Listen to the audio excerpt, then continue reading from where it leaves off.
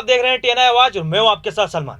तो चलिए शुरुआत करते हैं देश और दुनिया की तमाम बड़ी खबरों के साथ। संसद के बजट सत्र के दूसरे दिन मंगलवार को भी दोनों सदनों में जमकर हंगामा हुआ। पेट्रोल डीजल के बढ़ते दामों को लेकर विपक्ष ने जमकर हंगामा किया।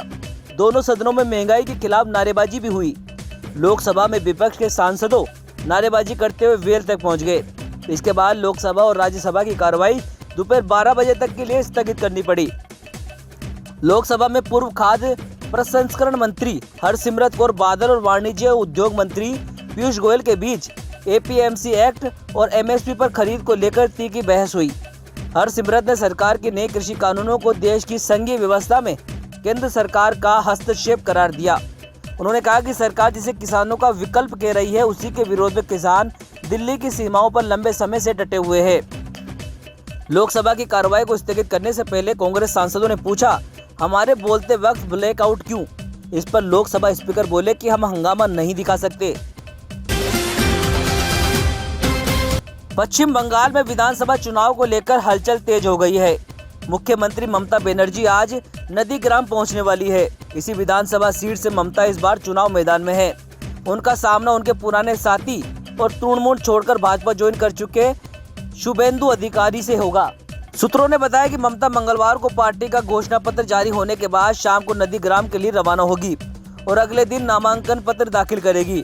इसके बाद वे कार्यकर्ताओं को सभा का संबोधित करेगी और 11 मार्च को कोलकाता लौट आएगी।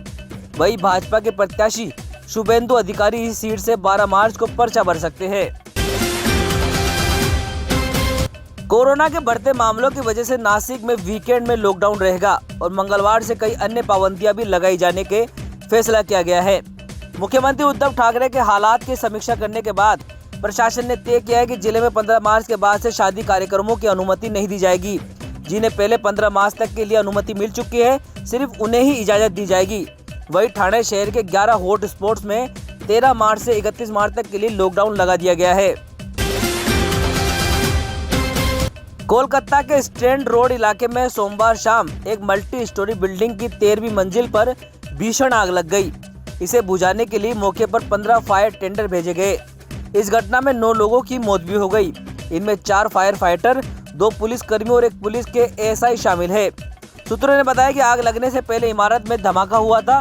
घटना के बाद मौके पर पहुंची पश्चिम बंगाल की सीएम ममता बनर्जी ने कहा कि वे इस घटना पर राजनीति नहीं कर रही है, लेकिन रेलवे ने रेस्क्यू के लिए बिल्डिंग का नक्शा ही उपलब्ध नहीं कराया। सीएम ने मृतकों के परिवार को 10-10 लाख रुपए मुआवजा देने का ऐलान किया है। प्रधानमंत्री नरेंद्र मोदी और रेल मंत्री पीयूष गोयल ने भी हादसे पर दुख जाहिर किया है। पीएम रिलीफ फंड से मरने वाले लोगों के परिजनों को 2-2 लाख और घायलों को 50 लाख रुपए मुआवजा देने की घोषणा भी की है। पांडेसरा में 26 मार्च को 10 साल की बच्ची से हुए कुकर्म के मामले में पुलिस की कार्रवाई संदेह के घेरे में आ गई है। पुलिस ने ना तो बच्ची का मेडिकल टेस्ट कराया, ना ही केस दर्ज किया है। बच्ची की मां का आरोप है कि पुलिस ने जो एफआईआर लिखी उस पर उससे सिर्फ हस्ताक्षर कराए। ये नहीं बताया कि उसमें कुकर्म लिखा है या छेड़छाड़। पुलिस का कहना है कि हमने कोई लापरवाही नहीं बरती, जो कार्रवाई करनी चाहिए थी वही की है। पुलिस आयुक्त अजय तोमर के मुताबिक ऐसा कोई महिला पुलिस के पास आवेदन लेकर नहीं आया। इस केस की रिपोर्ट मैंने देखी है, मुझे लगता है पुलिस से कोई लापरवाही नहीं हुई है।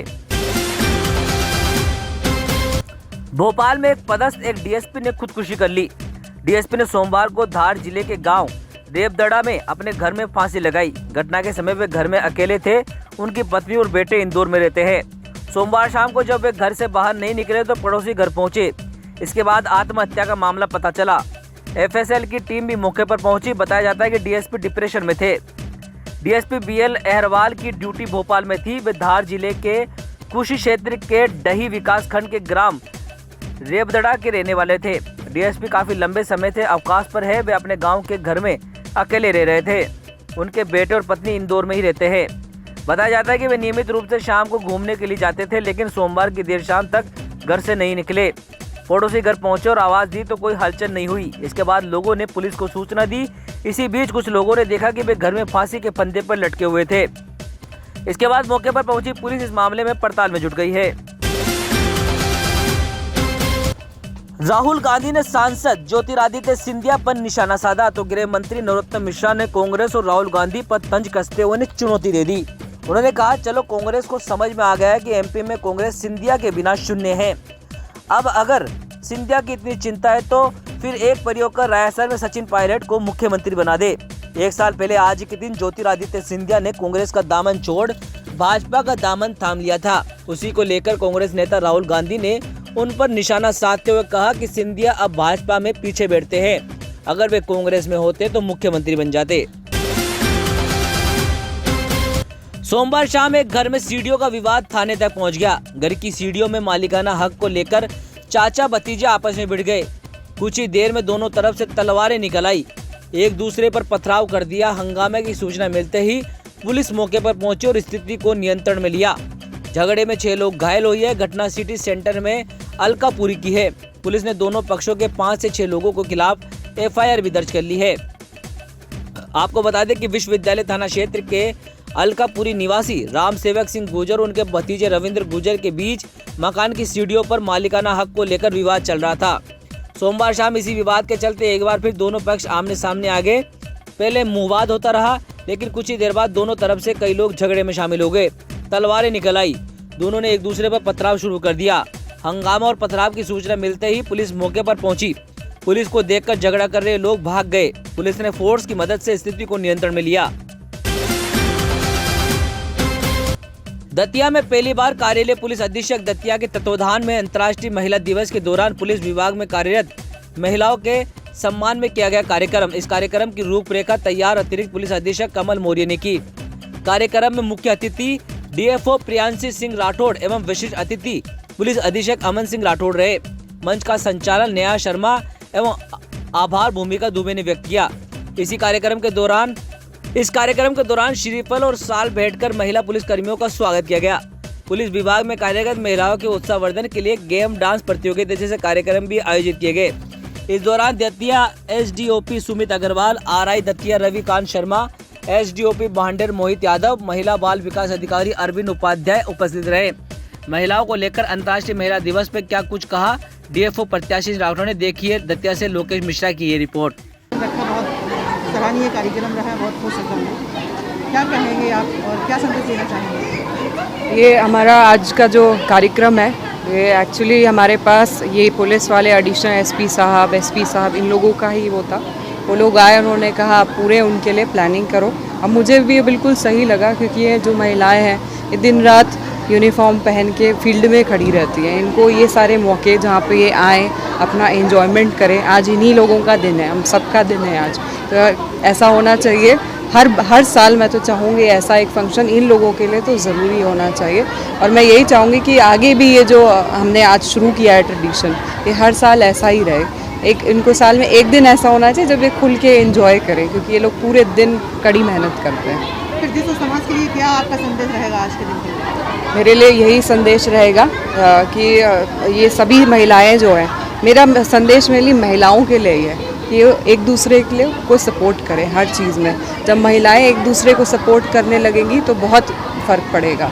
और ये मैंने खुद देखा है, अनुभव किया है कि जैसे कोई माँ है, अगर वो चाहेगी कि उसकी बेटी भी शिक्षित हो तो बेटी की भी सोच बदलेगी, बेटे की भी सोच बदलेगी। तो ये कहना कि एक पुरुष के साथ एक पीढ़ी, पुरुष के साथ सिर्फ पुरुष ही शिक्षित होता है, लेकिन अगर एक महिला है तो उसके साथ कई महिला शिक्षित होती है तो उसके साथ कई सारी पीढ़ियाँ शिक्षित हो जाती है।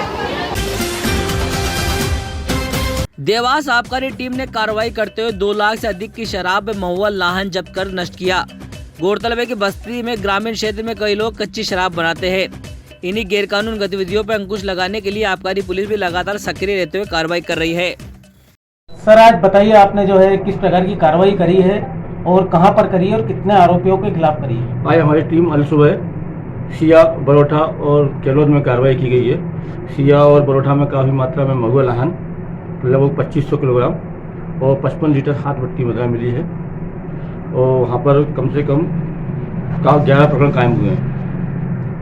और केलोद में 13 पेटी देसी मदरा प्लेन, 1 पेटी रॉयल स्टेज की और 1 पेटी IB विदेशी मदरा बरामद की गई है। जो श्याम आरोपी है जो मौके से भाग गया है, उसकी तलाश जारी है।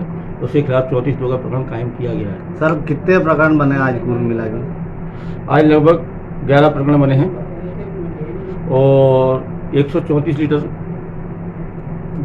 देसी और विदेशी शराब है। शराब की कीमत लगभग? शराब 2 लाख से ऊपर की है लगभग। सर आपका नाम और पद? नागेंद्र सिंह जादौन, सहायक जिला आबकारी अधिकारी देवास। फिलहाल TNI एक्सप्रेस में सिर्फ इतना ही। देश और दुनिया की तमाम बड़ी खबरों के लिए आप देखते रहिए TNI आवाज, आपकी आवाज के साथ।